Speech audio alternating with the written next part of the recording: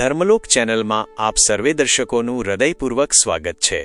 જીવનની સફરમાં રોજ પોતાની જાત સાથે એક સાચો વાયદો કરવો ખૂબ જ જરૂરી છે, કારણ કે આપણું મન ક્યારેક ઉત્સાહથી ભરેલું હોય તો ક્યારેક સાવ નિરાશ પણ થઈ જાય, પરંતુ ગમે તેવી પરિસ્થિતિમાં પણ પોતાના નિર્ધારિત લક્ષ્ય તરફ આગળ વધવાનું ક્યારેય છોડવું જોઈએ નહીં। જીવનમાં સાચી સફળતા મેળવવા માટે માત્ર થોડા દિવસોનો ઉત્સાહ કામ નથી આવતો, પણ જે વસ્તુ આપણને જીવનમાં ખૂબ ઊંચા શિખરો સર કરાવે છે તે છે આપણી આંતરિક શિસ્ત અને કામ કરવાની સતતતા। જ્યારે આપણે કોઈ ચોક્કસ ધ્યેય સાથે આગળ વધીએ છીએ ત્યારે શરૂઆતનો ઉત્સાહ કદાચ થોડા દિવસોમાં ઓછો થઈ શકે છે, પણ આપણી મહેનતની સાતત્યતા જ આપણને વિજેતા બનાવે છે।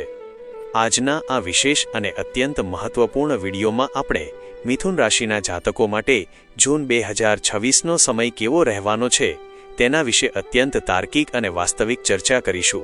આ મહિનો તમારા જીવનના દરેક પાસાઓ જેમ કે સ્વાસ્થ્ય, શિક્ષણ, પ્રેમ સંબંધો, વૈવાહિક જીવન, કારકિર્દી અને વ્યાપાર પર કેવી ઊંડી અસરો છોડશે તેની સાચી અને જમીની હકીકત આપણે જાણીશું।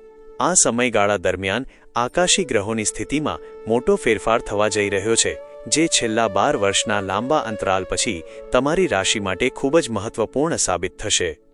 સૌથી પહેલા આપણે મિથુન રાશિના જાતકોના સ્વાસ્થ્ય અને શારીરિક ઊર્જા વિશે વાત કરીએ તો આ મહિનો તમારી રોગપ્રતિકારક શક્તિમાં અદ્ભુત સુધારો લાવનારો સાબિત થશે। તમારી રાશિના સ્વામી પોતાના જ ઘરમાં અનુકૂળ સ્થિતિમાં હોવાથી જૂન મહિનાની શરૂઆત થતાં જ તમને શારીરિક અને માનસિક સ્તરે એક નવી તાજગીનો અનુભવ થશે। જો વિતેલા દિવસોમાં તમે ત્વચાને લગતી કોઈ સમસ્યા, દાંતની તકલીફ અથવા સાંધાના દુખાવાથી પરેશાન હતા તો આ મહિનાના મધ્ય ભાગ સુધીમાં તેમાં ખૂબ જ સારો સુધારો જોવા મળશે અને તમે સંપૂર્ણપણે સ્વસ્થતા અનુભવશો। જૂનની શરૂઆત થતાં જ તમારી અંદર એક નવો આત્મવિશ્વાસ જાગશે જે તમને દરેક કાર્યમાં ઉર્જાવાન રાખશે। ત્યારબાદ વિદ્યાર્થીઓ અને શિક્ષણ ક્ષેત્ર સાથે જોડાયેલા લોકોની વાત કરીએ તો આ મહિનો તમારા માટે ખૂબ જ સકારાત્મક અને નવી દિશા આપનારો સાબિત થશે। આ સમયે તમારી બુદ્ધિ અને જ્ઞાનનો અદ્ભુત સમન્વય જોવા મળશે, જેના કારણે તમારા મનમાં અભ્યાસને લઈને કોઈ મોટો ધ્યેય નક્કી કરવાની પ્રબળ ઈચ્છા જાગશે। જો તમે કોઈ સ્પર્ધાત્મક પરીક્ષાની તૈયારી કરી રહ્યા છો અથવા કોઈ નવો વિષય શીખવા માંગો છો તો તમને કોઈ વડીલ અથવા યોગ્ય માર્ગદર્શક તરફથી એવી સચોટ સલાહ મળશે જે તમારી કારકિર્દીનો માર્ગ બદલી શકે છે। આ મહિનામાં તમારી અંદર એક અનોખી પરિપક્વતા આવશે જે તમને અભ્યાસમાં વધુ ગંભીર અને પ્રેક્ટિકલ બનાવશે અને તમે પૂરી ઊર્જા સાથે પોતાના લક્ષ્ય તરફ આગળ વધશો। પ્રેમ, જીવન અને સંબંધોની દ્રષ્ટિએ પણ આ સમયગાળો ઘણો અનોખો અને યાદગાર સાબિત થઈ શકે છે।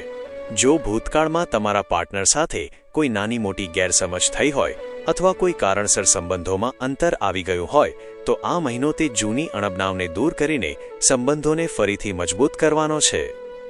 તમારી આસપાસનો માહોલ એટલો સકારાત્મક રહેશે કે તમે તમારા દિલની વાત ખૂબ જ સહજતાથી સામેવાળી વ્યક્તિ સમક્ષ રજૂ કરી શકશો અને તમારી વાણીના પ્રભાવથી તેઓ પણ પ્રભાવિત થશે।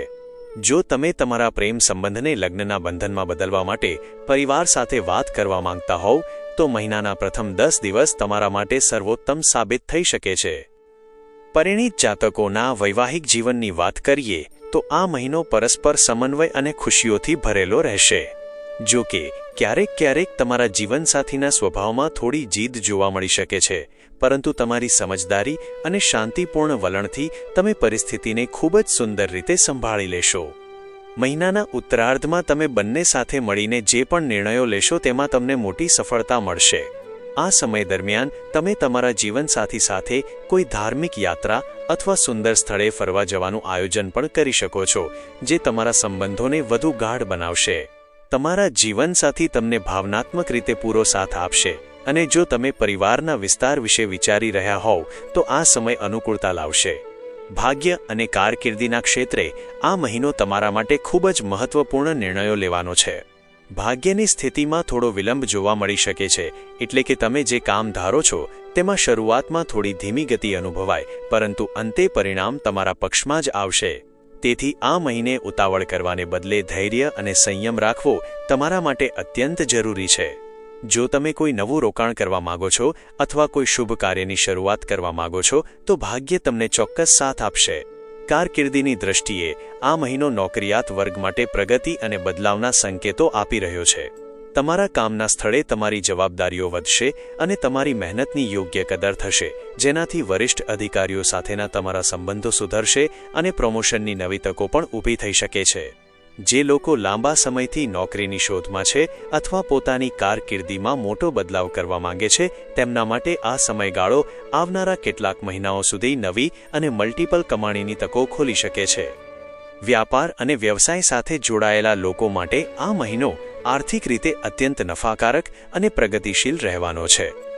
વેપારમાં તમને ધાર્યા કરતાં ઘણો સારો લાભ મળી શકે છે અને તમે તમારા બિઝનેસને વિસ્તારવા માટે કોઈ નવી યોજનાઓ પર કામ શરૂ કરી શકો છો.